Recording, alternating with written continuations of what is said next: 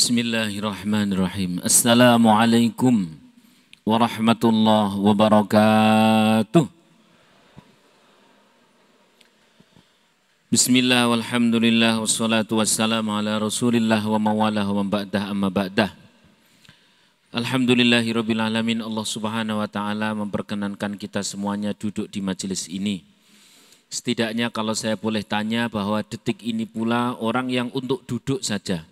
Misalkan yang di RSU, RSI dan sebagainya, yang duduk saja sakit, sulit dan bayar, itu ada atau banyak? Ada atau banyak? Banyak. Lalu kita bisa duduk seperti ini, santai sambil ngaji, ini nikmat atau nikmat banget? Barang-barang baca hamdalah. Alhamdulillahirabbil alamin. Biar lebih mantap syukur kita, saya tanya.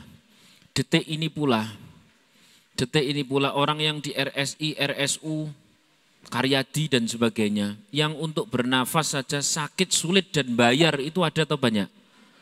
Lalu kita bisa ambekan seperti ini ambekan semua kan? Bernafas semua? Coba cek kanan kiri. Ini kita bisa bernafas seperti ini nikmat atau nikmat banget? Bareng-bareng baca hamdalah. Terakhir yang paling keras. Alhamdulillahirabbil alamin. Semoga yang tadi bacanya hamdalah paling keras, kalau punya utang, utangnya lupa. Alhamdulillah. Baik, bismillahirrahmanirrahim. Kemarin ini saya tandai ngaji di sini adalah pada Unwanul Hikam kalam yang ke-9. Aqbil 'ala nafsi wastakmil fadailaha. Ini yang kemarin. Fa anta bin nafsi labil jismi insanu. Kau sempurnakan itu akhlak-akhlak jiwamu. Sebab manusia itu bisa disebut manusia bukan hanya karena soal raga. Makna yang pertama adalah ada orang-orang yang hidupnya itu habis untuk melayani raga. Habis untuk melayani jasad. Padahal jasad ini paling pol dia bergerak di hidup di dunia ini paling pol berapa tahun? 80 tahun.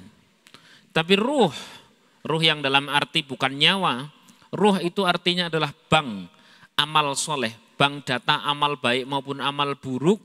Setelah jasad kita dijadikan makanan apa? Cacing, ruh ini masih terus bergerak, berjalan di alam barzah nunggu kiamat. Bayangkan kalau orang yang hanya melayani jasad, antara paling-paling 1 sampai 80 tahun. Sementara orang setelah mati, ada kehidupan setelah itu berapa tahun? Kehidupan di akhirat itu berapa tahun? Masih ingat berapa tahun? Miliar, triliun, miliar, triliun, triliun, miliar, triliun, triliun, miliar, triliun, triliun, miliar, triliun, triliun, miliar, triliun, triliun, miliar, triliun. Triliun, miliar, triliun, triliun, miliar tahun. Maka jangan sampai kita ini hanya sibuk melayani jasad. Ini makna yang pertama. Ini ngulang yang kemarin dulu. Makna yang nomor 2 adalah setiap kita memiliki 2 dimensi agar bisa disebut hamba Allah. Dimensi jasad sama dimensi ruh yang bermakna hati. Agar setiap ibadah-ibadah kita itu tidak hanya menjadi ibadah fisik belaka. Karena kalau ibadah fisik belaka, bagus itu sholat.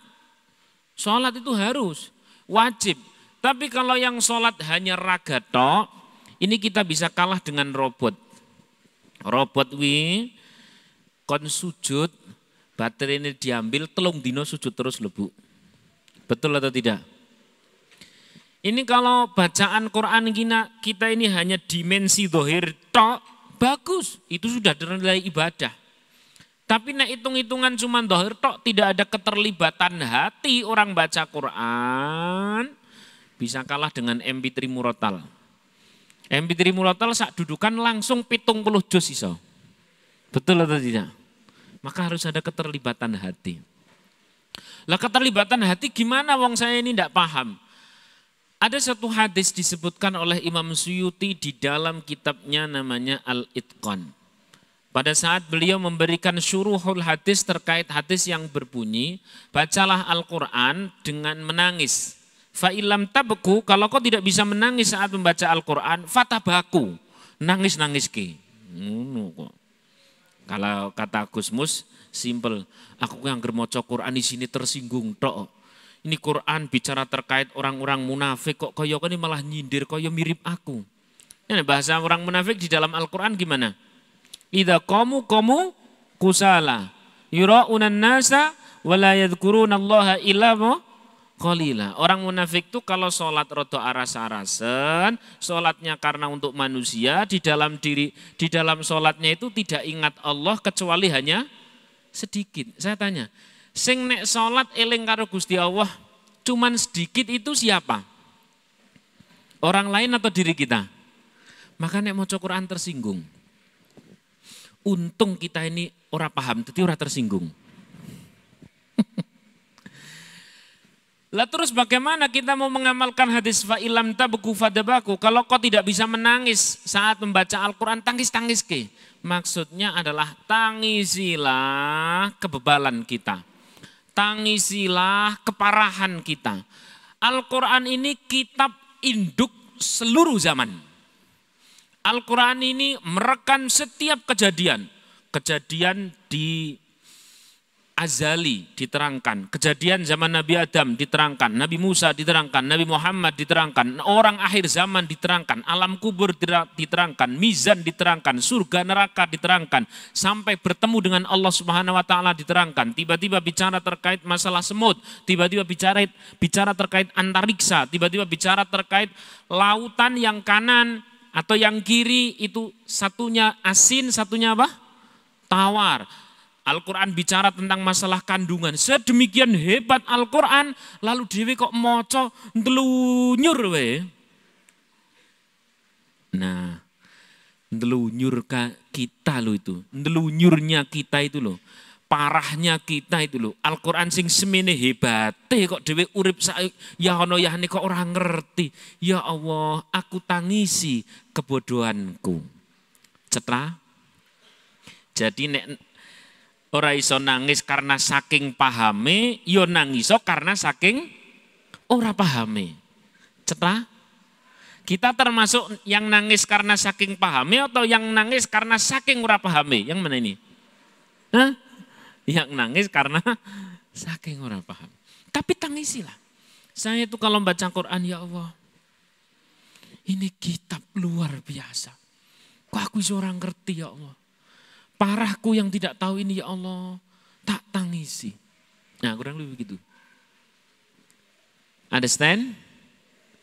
Kalau tidak ada keterlibatan hati setiap ibadah-ibadah kita, ya Allah, ini menjadi kenang-kenangan jasad tok. Apalagi orang haji, orang umroh.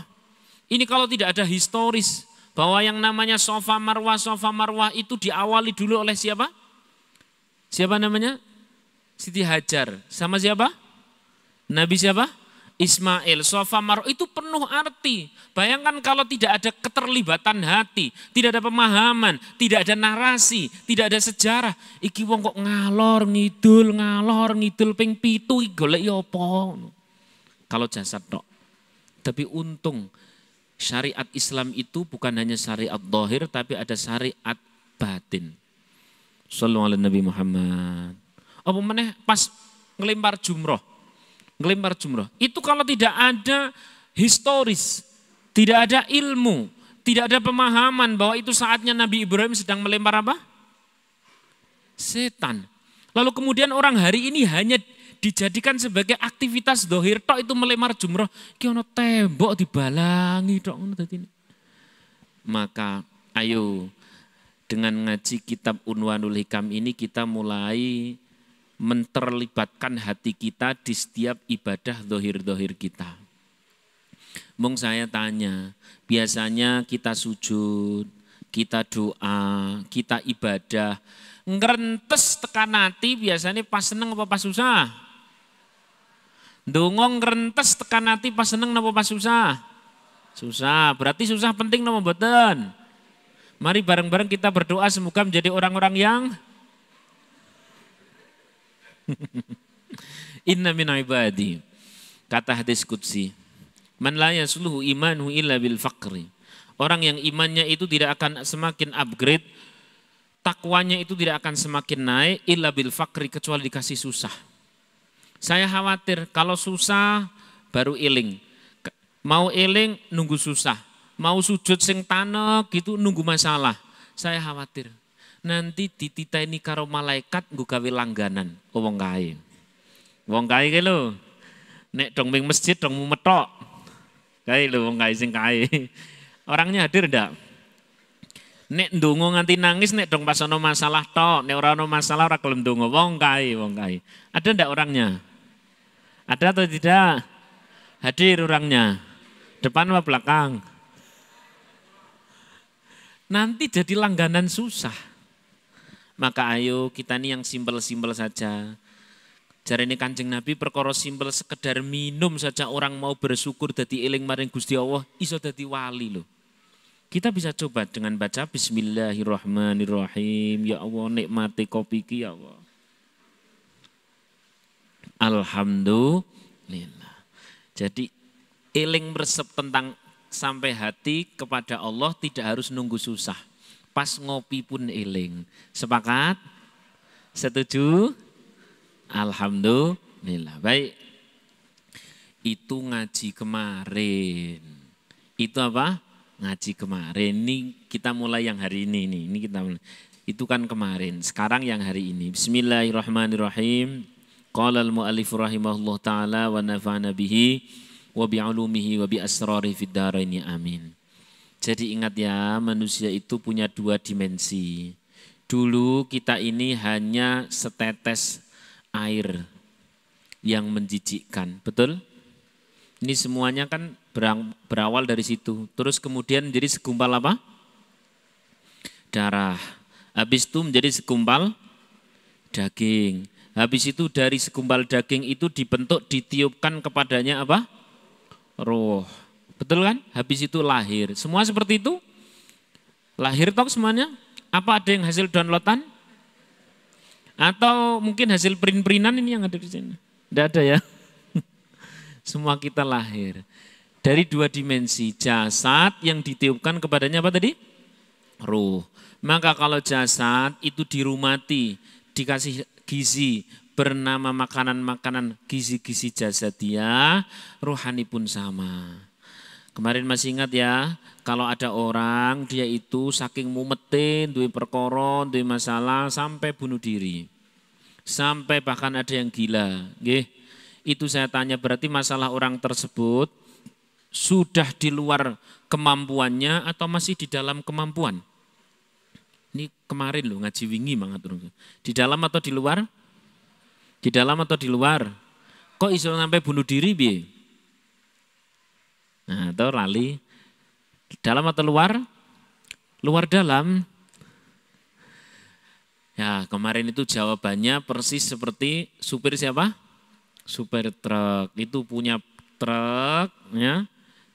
Macet, mogok, dibuat muatan sebut saja 100 ton. Padahal di tulisan itu kapasitas 200 ton. Lu kok 100 sudah mogok? Sebenarnya 150 kuat dah. Kuat. 160 kuat dah. Kuat. 170 kuat dah. Kuat. 180 kuat dah. Kuat. Tapi kenapa 100 saja udah mogok? Jawabannya apa kemarin? Nah, maklum Mas, kurang diservis. Maka kita kumpul seperti ini adalah sedang menservis iman, menservis ruh. Understand? Sallallahu ala Nabi Muhammad. Nah, orang-orang yang servisannya rohani, servisannya iman itu cukup, insya Allah dinasihati gampang. Ada orang dinasihati, wis dibalik ke marang Gusti Allah wae, sing ikhlas, wong ya wis terjadi. Ada orang jawab, iya ya, wong ya wis kok ya. Wis lah tak ikhlaske. Kaya ngopo ikhlaske abot, tapi nek ora diikhlaske luwe abot. Wis, ada orang seperti itu.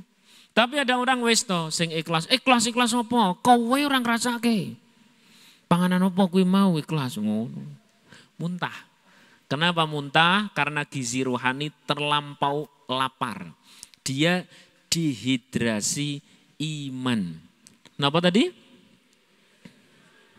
Orang kalau sudah dehidrasi, lama tidak minum, menimbulkan apa tadi? Dehidrasi. Oleh karena itu minumnya harus rutin enggak? Harus. Termasuk pas ceramah minum enggak? Minum. Alhamdulillah. Wis ono kowe Pak Ustaz iki ora genah ora. Bismillahirrahmanirrahim. Nah. Wah, Masya Allah, wong siji luwih tangi loro. Alhamdulillah. Nah, itu ngaji kemarin. Mas Mbak rahimakumullah, bapak-bapak, ibu-ibu. Orang ikhlas tidak ikhlas itu di sini disebutkan nampak ketika diwalik. Saya ulangi. Orang ikhlas tidak ikhlas itu nampak ketika apa? Diwalik. Bapak-bapak, saya tanya, ada yang biasa ngurus masjid? Ada ya? Jadi takmir masjid, ngurus musola, ngurus TPQ, betul enggak? Itu biasanya di sana ada dua panitia. Panitia pelaksana sama panitia pemaido.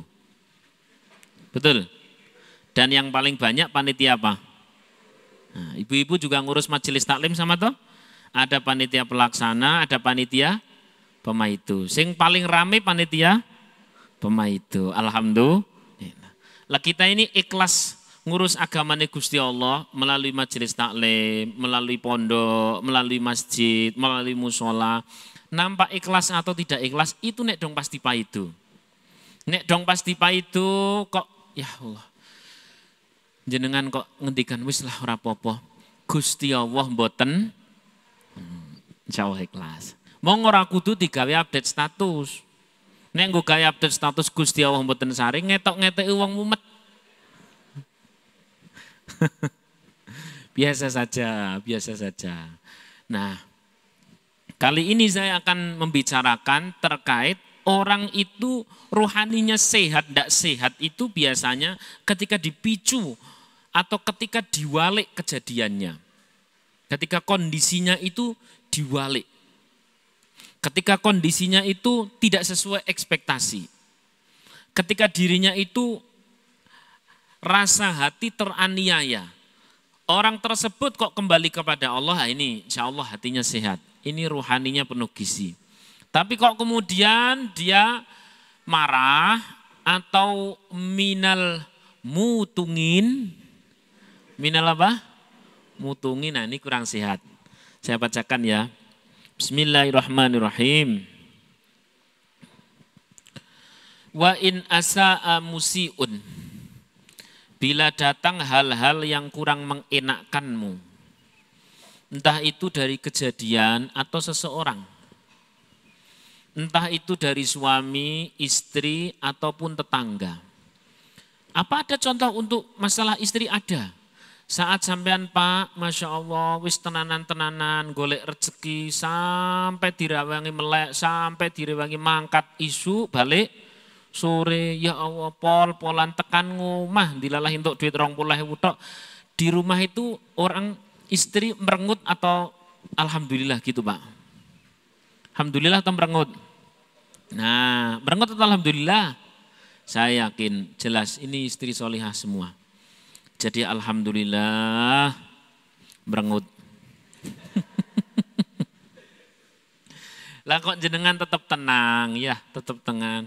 Eling-eling ngendikane Kanjeng Nabi. Seorang suami yang dia malam-malam merisaukan rezeki halalnya untuk bayar sekolah anaknya, ini terjemahkan jadi panjang, untuk pokoknya rezeki halal lah. Maka bata maghfuran, malam itu menjadi malam ampunan Pak. Jadi sing ayem. Alhamdulillah. Demikian pula seorang istri, ya Allah. Iya, nek suami nyambut gawe ini genah jame. Betul enggak? Kalau istri sebagai ibu rumah tangga itu jamnya jelas enggak? Berapa jam? Jadi ibu rumah tangga itu kerjaannya berapa jam? Berapa? 36 jam? Ya Allah, Sayyidah Fatimah radhiyallahu anha. Kurang mulia apa beliau? Putri Rasulullah Shallallahu Alaihi Wasallam. Istri dari siapa namanya? Ali karramallahu wajhah. Beliau melakukan segala urusan rumah tangga sendiri dengan tangan mulia beliau sendiri. Saya punya beberapa riwayat di dalam Sirah Ibn Hisam, itu beliau itu kalau nutu gandum itu sambil baca Quran. Nutu gandum. Nek jenengan kira-kira nyambut gawe karo maca Quran apa karo ndremimil apa karo ngrasani? Sing pundi? Atau karo ngalamun? Tunggu dodolan niku lho, nek tunggu dodolan niku karo dzikir, maca Quran apa nonton TV? Atau HP-nan? Mulai saiki rada mirip-mirip lah wis maca Quran lah. Usahakan sehari hatam Ibu. Jadi sampean tunggu dodolan, usahakan sehari napa? Hatam. Loh, apa iso Pak Ustadz? Gampang. Orang cerdas kulhu ping. Nah. Alhamdulillah. Wong ngono kadang ya ora kelakon kok. Lakukan itu. Itu kecerdasan Sayyidina Ali ketika disayembarakan di hadapan Rasulullah SAW. Ya Allah, kita ini jadi umatnya Nabi Muhammad itu senengnya seneng. Gampangnya gampang, bahagia yang bahagia. Saya tanya yang hadir di sini, adakah yang hadir di sini orang yang dia sholat malam seluruh malam atau sholat malam semalam suntuk? Ada atau tidak ngacung? Ada atau tidak? Tidak ada. Tiwas aku wis husnudzon. Ada Ibu. Itu depan panjenengan bapak-bapak ini seluruh malam digunakan untuk sholat. Semalam suntuk untuk sholat. Apa iya Pak Ustadz? HP-nan. Kalau kita umatnya Rasulullah menjadi simpel banget. Siapa orang yang isaknya berjamaah, terus subuhnya berjamaah, terhitung seluruh malam apa? Terhitung seluruh malam apa? Gurih atau enggak? Gurih. Alhamdulillah. Yang gurih-gurih kayak gitu dilakukan dulu. Sallallahu alaihi Nabi Muhammad. Baik, kita kembali lagi ke tema. In asa'a musi'un, bila datang hal yang menyusahkanmu. Entah itu lewat mulut suami atau istri atau anak atau tetangga. Kadang-kadang nemu tetangga itu ya Allah ya Rahmanir-Rahim. Geleme menang dhewe, ora gelem kalah, betul? Ming di Pak maju to ya. Lah saka ngendi? Saka mburi ngerti dhewe ya. Nyambut ge nang di Indonesia. Ya Allah, wong kok nyelekit men dijak ngomong. Itu kalau bahasa Inggrisnya duwe tangga sing grepe menang dhewe kono, nek bahasa Indonesianya saya belum ketemu. Bahasa Jawanya belum ketemu. Bahasa Inggrisnya saya tahu. Namanya the gaplei. Anek ketemu wong ngono. Kita ini ngaji ini jadi penting. In asa amusiun falyakun fi urudi zallatihi safhun wa ghufranu. Bila datang hal-hal yang tidak mengenakkanmu, bila datang hal-hal yang tidak mengenakkanmu, maka engkau berdamailah. Berdamailah dengan cara apa? Safhun. Safhun itu mencari makna hakiki. Safhun itu mencari apa? Makna hakiki. Kasih contoh. Pernah dengar ya Pak ya? Seorang suami yang sabar atas perilaku istrinya yang cemburu siapa Pak? Bidadarinya di surga. Oh, no. Lu betul lu ngerasa ngapusi tenanan kok malahan. Lu itu betul, tanya nanti Ayah Heri. Oh, tanya. Ini hadis kok. Terus kemudian seorang istri yang dia taat sama suami dan dia cuma melakukan hal yang wajib-wajib saja, enggak usah tambahi sing sunah-sunah sing rasa sing aneh-aneh, wis pokoknya sing wajib tok. Idza shallatil mar'atu khamsaha. Betul kan? Salat 5 waktu kan ya wajib, memang kudu dilakoni. Terus kemudian wasamat syahroha, puasa yang wajib aja. Terus kemudian wahafidhat farjah, dia yang menjaga kehormatan, itu juga wajib. Terus wa ta'at zaujaha, dia taat sama suami. Maka ini wanita ya Allah, dia bisa masuk ke dalam surga melalui pintu manapun yang dikehendaki. Nek ana jendela ini masuk jendela ora apa. Saking gampangnya dadi wong Islam. Maka pada saat datang hal-hal yang tidak mengenakkan, cara berdamai adalah mencari ilmu hakikinya. Sallallahu alaihi Nabi Muhammad. Tadi sudah saya katakan, suami yang mumet nyari rezeki halal. Yang penting ingin dicari yang halal ya. Rezeki halal kok belum dapat, ya sudah. Kita kembali kepada makna hakiki. Oh berarti malam itu jadi malam ampunan. Alhamdulillah. Udah simpel-simpel. Simpel. Santri ini. Santri itu, ya Allah, dia itu Masya Allah luar biasa. Ngapalin Quran, yo hadis, yo fikih, yo nahwu dan sebagainya. Saking Allah memberikan prioritas tinggi, maka andai ada mati-matinya, dia terhitung mati orang yang matinya mati apa? Syahid. Berarti kalau matinya saja syahid, nah hidupnya gimana? Berkah. Sallallahu alaihi Nabi Muhammad. Maka bukan urusan kita mas, kita nanti jadi hafal atau tidak. Bukan urusan kita mas, nanti kita paham atau tidak. Urusan kita ada di wilayah manusia, yakni sungguh-sungguh dan berdoa. Demikian pula guru. Saya masih ingat pesannya si Mbah Maimun Zubair. Nek dadi guru, ora usah kemprungsung dadekake murid pinter. Nek kepinginanmu dadekake murid pinter, ya Allah, begitu ketemu murid sing bodoh, isine emosi, betul enggak? Takoni, ini apa? Mubtada. Lah ini apa? Khobar. Ini apa? Khobar. Lah ini apa? Mubtada. Ya Allah, Mas diwalik tok wis bingung kowe. Nah, ada lagi sing nek dong pastoran Quran, rumongsone lancare ora karuan, begitu nang ngarep gurune. A'udzu billahi minasyaitonir rajim. Bismillahirrahmanirrahim. Apa ya? Ya sudah. Ketika seperti itu, wilayah kita adalah wilayah ikhtiar. Kenapa orang itu perlu damai pada saat sudah melakukan yang maksimum? Agar tidak sampai putus asa. Ini yang punya anak-anak. Anak zaman sekarang itu ya Allah ya Rahmanir-Rahim. Nek sudah kenal kayak gini apa namanya? Apa?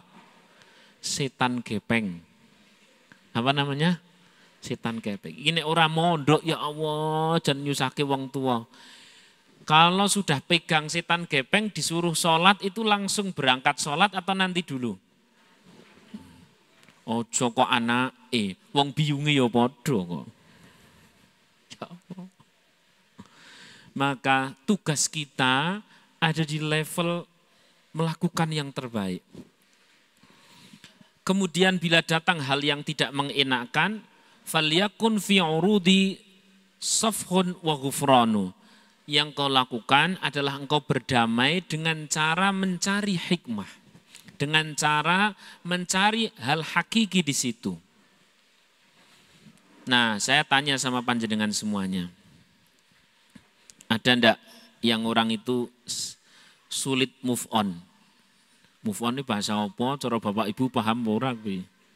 Wis pokoke nek kadung lara ati ki ora gelem mari. Wis kadung pokoke angger kelingan karo wong jane wis tak ngapura tapi aku nek kelingan wajahe to Pak Ustad ora pengen tak balang sandal tenan no. Namanya ndak move on. Atau orang yang ndak mau move on gara-gara urusan dulu pas jejodohan gitu.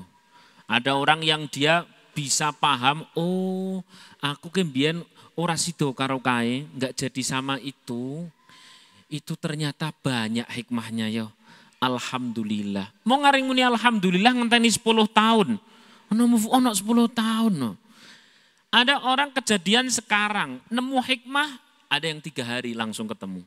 Ada orang kejadian musibah sekarang, dia nemu hikmah setelah 1 tahun. Ya Allah, berarti biyen kae memang Gusti Allah memberikan yang terbaik. Ada orang kejadian sekarang nemu hikmah sampai 5 tahun, sampai 10 tahun. Saya tak tanya, jenengan kalau ada sebuah kejadian yang tidak mengenakkan, ketemu alhamdulillah atau hikmah di balik kejadian, termasuk yang cepat atau yang lama? Cepat atau yang lama? Kalau pingin cepat, di dalam bahasa Al-Quran ada bahasa wa may yu'min billah yahdi qalbah. Siapa orang wis pokok kembali saja dulu sama Allah, maka Allah nanti akan kasih petunjuk di dalam hatinya. Apa hikmah di balik yang terjadi. Alhamdulillah, udah pokok yakin aja dulu. Husnudzon saja dulu. Masya Allah. Bapak Ibu rahimakumullah, saya sekarang tak kasih cerita. Cerita ini terdapat dalam kitab namanya Tarikh Ad-Dimishki. Nama kitabnya apa? Tarikh Ad-Dimishki. Itu menceritakan tentang Luqman Al-Hakim. Alhamdulillah saya pernah ke tempat di mana Luqman Al-Hakim meninggalkan banyak peninggalan di sana, yakni tepatnya ada di Mesir. Luqman Hakim. Insya Allah karena ini setelah 4 tahun kemudian datang ke sana lagi, sekaligus hataman kitab hikam.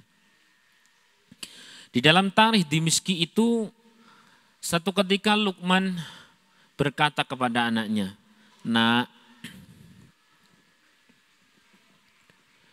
kau jadilah orang yang ridha kepada setiap ketentuan Allah, baik yang kau senangi maupun yang tidak kau senangi." Kata anak, "Ayah, kalau aku harus ridho kepada sesuatu yang aku senangi, gampang itu. Tapi bagaimana cara aku ridho pada sesuatu yang aku tidak senang? Kalau orang ridho pas duit, gampang, mesti guyang-guyu. Alhamdulillah, jajal nek orang duit.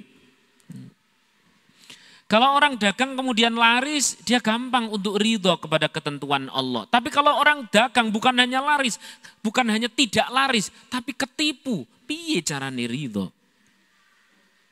Padahal kita semuanya paham. Ya ayyatuhan nafsul mutmainnah. Wahai jiwa-jiwa yang apa? Tenang. Mutmainnah itu artinya apa? Tenang. Berarti jiwa yang kemerungsungan hai enggak? Enggak hai. Jiwa yang maidunan hai enggak? Enggak hai. Jiwa yang berengkelan hai enggak? Enggak hai. Ya ayyatuhan nafsul mutmainnah. Lanjut. Ya ayyatuhan nafsul mutmainnah. Terus? Irji'i ila rabbiki. Terus? Radiyatan mardiyah. Hei jiwa-jiwa yang tenang. Kembalilah kepada Tuhanmu. Radiyatan dengan cara engkau ridho kepada ketentuan Allah, maka mardiyatan engkau akan diridhoi. Pertanyaannya bagaimana kita kemudian ridho kepada sebuah musibah? Pada sebuah hal-hal yang tidak mengenakkan, carane ridho piye? Kalau ada yang bertanya di sini, nek wis ridho-ridho kok ngono kuwi terus berarti nek lara ora usah berobat. Tetaplah berobat, tapi berobat itu bukan sebagai penyembuh. Berobat itu adalah sebagai ibadah. Sebagai apa? Shallallahu alaihi Nabi Muhammad. Luqman Hakim itu bilang begini sama anaknya, "Nak, kau ridho kepada seluruh ketentuan Allah yang kau senangi maupun yang tidak kau senangi." Anaknya bilang, "Kalau yang aku senangi aku bisa wahai ayah. Tapi yang aku tidak senangi bagaimana cara aku ridho?" "Ya sudah, kau ke sini." Diajaklah anaknya Luqman untuk musafir. Kala itu musafir tidak pakai Innova. Tapi pakai apa? Jalan kaki. Di sebuah hutan bergeraklah 2 orang membawa bekal di tengah jalan. Habis bekal itu. Anak bilang demikian, "Ayah, ini telah habis bekal kita. Kalau kita tetap berjalan, bergerak, kita mau kemana? Kita bisa mati. Kalau kita tetap di sini, kita pun bisa mati. Ajari aku bagaimana aku tetap ridho." Kira-kira nek sampean dadi bapake terus meh ngomong piye? Ayo, aku ya mumet Dek. Ngono. Sang ayah itu bilang begini, nah sepanjang Allah masih kasih nyawa kepada kita, maka Allah juga masih kasih rezeki untuk setiap yang bernyawa. Betul atau tidak? Nah, terus kita ngapain? Udah, kita bergerak saja. Allah yang maha hidup, Allah yang maha ngasih rezeki, dia tahu apa yang terbaik. Ini Luqman. Maka wajar, itu di kitab Tarikh Dimishki itu disebutkan kisah-kisah Luqman. Kenapa beliau Luqman itu disebut Al-Hakim. Saya baca di tempat ini makamnya Luqman, terus di sini itu ada kayak semacam museum lah, museum kecil. Daripada penasaran ke Mesir aja tak aja. Alhamdulillah. Ini ada semacam kayak papan kayak gini nih besar-besar, nempel 1, 2, 3, 4. Ini kisah-kisah beliau. Kenapa beliau disebut Al-Hakim, versi makhluk. Kalau Al-Hakim, hakiki adalah Allah Subhanahu wa ta'ala. Tapi Al-Hakim yang bijaksana, versi manusia, sampai masuk ke dalam Al-Quran. Luqman itu. Para nabi saja tidak ada yang kasih gelar Al-Hakim belakangnya. Kalau Rasulullah, semua gelar ada. Rasulullah SAW, itu beliau punya sekian banyak nama. Salah satunya ada tempelannya Al-Hakim. Tapi yang lain enggak. Ini justru Luqman seorang yang soleh disebut Al-Hakim. Kenapa Al-Hakim? Tadi itu bijaksana. Biar caranya aku ridho. Luqman mengatakan sepanjang kita masih hidup, Allah pasti ngasih rezeki. Bergerak, berjalan. Luqman bilang demikian. Nah, kau lihat di sana. Kau lihat di sana benar. Iya. Di sana ada gumpalan asap. Gumpalan apa? Gumpalan asap itu menunjukkan bahwa bawahnya itu ada pemukiman penduduk. Kita akan lakukan sesuatu di sana, nanti Allah kasih rezeki lantaran itu. Ya, baik ayah. Berjalan kedua orang ini. Untuk. Nek nang kita ora ono untuk. Qadarullah itu putra Luqman kakinya itu tergelincir, terkena duri atau terkena semacam tulang sehingga terjadi pendarahan. Pendarahan dalam waktu yang lama mengakibatkan dia pingsan. Digendong sama Luqman. Sambil berjalan itu Luqman Al-Hakim menggendong putranya sambil menangis. Meneteskan air mata terkena wajah sang anak. Begitu sang anak terkena air mata ayahnya langsung bangun. Bangun langsung to the point. Ayo ayah nangis toh berarti ayah ora ridho. Kata Luqman, tangisan ini bukan tidak ridho kepada ketentuan Allah. Tangisan ini adalah tangisan seorang ayah kepada anaknya. Betul? Nah. Maka kalau masalah menangis, siapapun bisa menangis. Bahkan Rasulullah SAW, satupun di antara kita tidak pernah akan ada yang bisa membandingi Rasulullah SAW dalam hal ujian dan kesabarannya. Jangan bisa bayangkan, saya cerita ini saja derdek, gak kuat kadang-kadang. Rasulullah itu, ya Allah saya tidak kuat cerita ini. Rasulullah itu seluruh putra-putrinya meninggal, sisa satu. Dewe, anak loro we mangan ora enak. Betul. Anak divonis sama dokter apa begitu dan sebagainya, air mata habis-habisan. Rasulullah kulluhum meninggal, sisa satu. Ruqayyah, terus kemudian Said Ibrahim, Said Qasim, ya, Ummi Kulsum meninggal semua. Tapi Rasulullah berkata demikian, innal uyun yabkun wal qulub yahzun walakin lisan la'qul ila ma yurdik. Ya Allah, mata ini bisa nangis, hati bisa sedih, tapi lisan dan perbuatanku ini tidak pernah akan kecuali yang engkau ridhai. Sallallahu alaihi Nabi Muhammad. Kembali lagi ke Luqman. Jadi masalah nangis itu hal biasa. Apalagi ini mas-mas nangis, ngerti-ngerti mondok, barang mondok, sing ditarget awet zaman SMA nikah. Bali-bali seret, ukai wis nikah, ya wis. Biarkan aku bersama Al-Quran. Alhamdulillah. Wes kono nikah kene karo Quran wae. Seret insyaallah dapat yang terbaik. Alhamdulillah. Baik, saya lanjutkan. Kata kok ono sing batek. Dah. Nah, kemudian ketika kakinya tergelincir, terkena tetesan air mata, sang putra bangun, lalu kemudian sang putra setelah berkata ngeledek seperti itu, sang putra mengatakan demikian, "Wahai ayah, sekarang ajari aku bagaimana aku ridho akan ketentuan Allah kalau sudah begini. Aku terus dalam kondisi sakit seperti ini, kau bawa, kau lihat wahai ayah, di depan sana sudah tidak ada gumpalan asap. Maka kita tidak bisa melakukan apa-apa. Kalau kau terus bopong aku seperti ini, kau pasti ada capeknya. Kalau kau tinggalkan aku di sini dan kau pergi, engkau tidak jelas mau kemana, aku pun pasti mati. Gimana cara ridhonya?" Coro sama dadi Luqman, piye? Awas ah, buah. Luqman mengatakan demikian. Ini kata-kata indah yang tertulis ini makomnya Luqman Al-Hakim, terus kemudian di sini tulisan-tulisan, entah itu mungkin murid-muridnya atau siapa, atau orang-orang yang kenal sejarah begitu. Luqman mengatakan satu kata yang benar-benar saya pegang luar biasa. Beliau mengatakan demikian. Laisal musibah lil mu'minin. Tidak ada musibah bagi orang mukmin. Saya ulangi lagi, tidak ada musibah bagi orang mukmin kecuali itu adalah cara Allah menyelamatkan dari musibah yang lebih besar.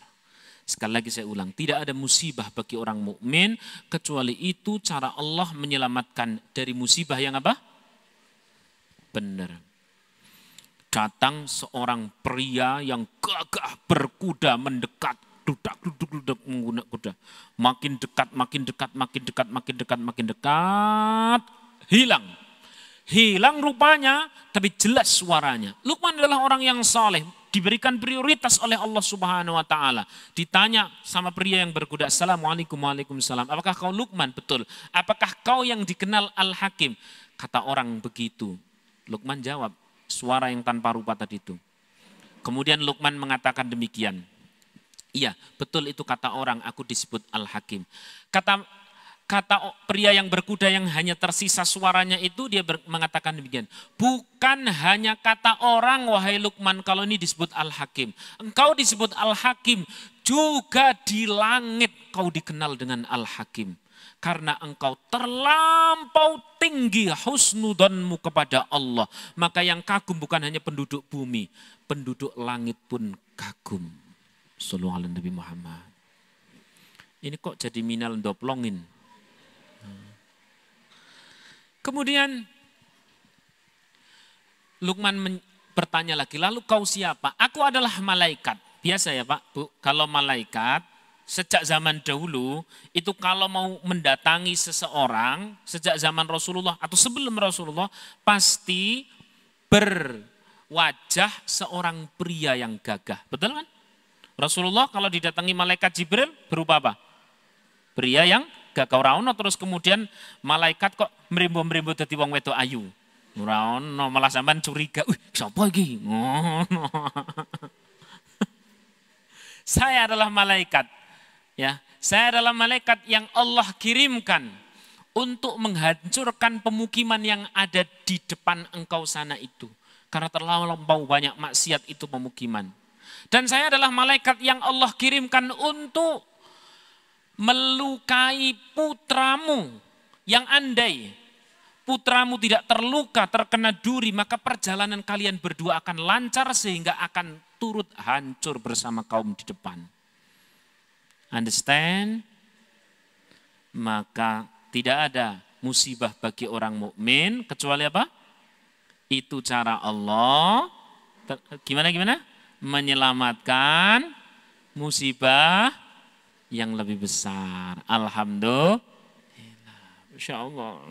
Ini kan ya sama, jangan lihat di Bukhari. Di Bukhari, ini kalau di Semarang itu kalau bulan Rajab kayak gini, ini biasanya kemarin hataman Bukhari, kemarinnya lagi hataman Bukhari, hari ini di Solo hataman Bukhari. Pokoknya 1 bulan itu hatam. Walaupun yang dibaca Tajridus Shoreh. Saya pun sama. Pokoknya kalau Rajab itu baca Bukhari, kadang-kadang tidak usah diartikan, santri mosok ngono ora ngerti artine. Les waca Arab surat Hatam. Walaupun yang dibaca Tajridus Shoreh, ringkasannya itu. Di Bukhari disebutkan, ya, maqala la ilaha illallah dakhalal jannah. Dalam riwayat yang lain, orang yang membaca asyhadu alla ilaha illallah wa asyhadu anna muhammadar rasulullah dakhalal jannah. Alias berarti setiap kita ini pasti masuk surga. Setiap kita pasti apa? Masuk surga. Enggak usah pakai amin, itu udah pasti. Mong kita ini, surga ini kan tempat suci, betul enggak?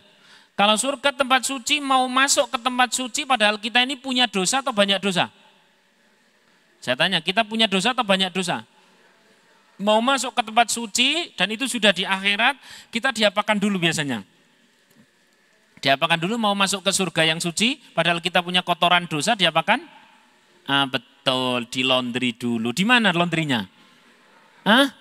Neraka, ya tidak usah lama-lama lah, 2000 tahun. Lah, pertanyaannya saya tanya, ini kurang dikit banget. Kalau saya tanya, pengen dibersihkan di sana yakni di neraka, atau mumpung masih di dunia? Dibersihkan di sana atau mumpung masih di dunia? Maka wajar kalau kita pernah sakit, itu namanya dibersihkan. Maka wajar kalau kita pernah bangkrut, itu namanya dibersihkan. Maka wajar kalau kita ini dirasani menuso. Jenengane menuso, mosok dirasani. Oh. Maka wajar kalau kita ini punya masalah, itu penghapusan apa? Dosa. Jadi itu bukan musibah, melainkan itu cara Allah apa? Menyelamatkan dari musibah yang lebih besar. Kenapa? Karena kalau sudah di akhirat, tadi itu berapa tahun?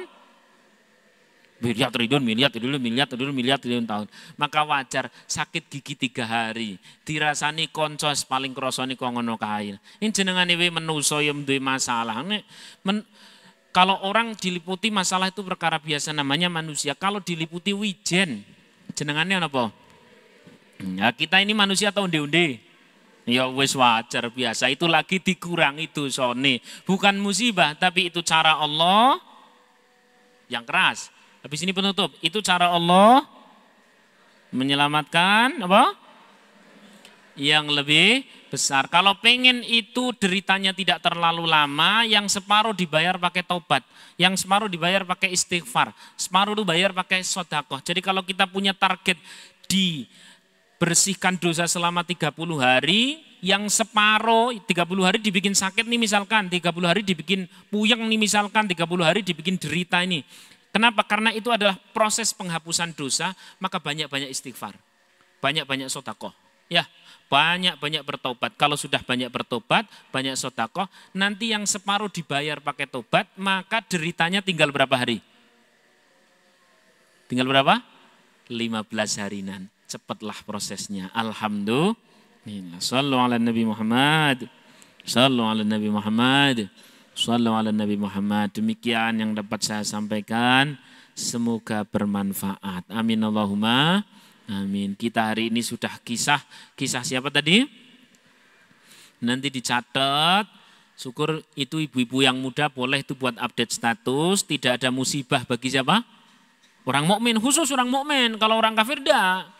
Tidak ada musibah bagi orang mukmin kecuali itu cara Allah, kenapa? Menyelamatkan dari musibah yang lebih besar. Ini persis seperti orang yang dia ketinggalan pesawat, terus ya wis lah aku ikhlas bareng ngono. Setelah sekian jam pesawatnya napa? Nah, wis padha wae ngono kuwi lah. Demikian Al-Fatihah. A'udzubillahi minasyaitonirrajim. Bismillahirrahmanirrahim. Alhamdulillahirabbil alamin arrahmanir rahim maliki yaumiddin. Iyyaka na'budu wa iyyaka nasta'in ihdinas siratal mustaqim siratal ladzina an'amta 'alaihim ghairil maghdubi 'alaihim waladdallin. Amin. Karena sudah maghrib, kita cukupkan doa tadi dengan bacaan Fatihah. Semoga Allah kabulkan seluruh hajat kita. Semoga kita diringankan dari setiap musibah, dari setiap problem. Semoga Allah Subhanahu wa taala berkahi keluarga kita, jadikan putra-putri kita sholih sholihah, alim alimah, hafidh hafidhah. Amin Allahumma amin. Assalamualaikum warahmatullahi wabarakatuh.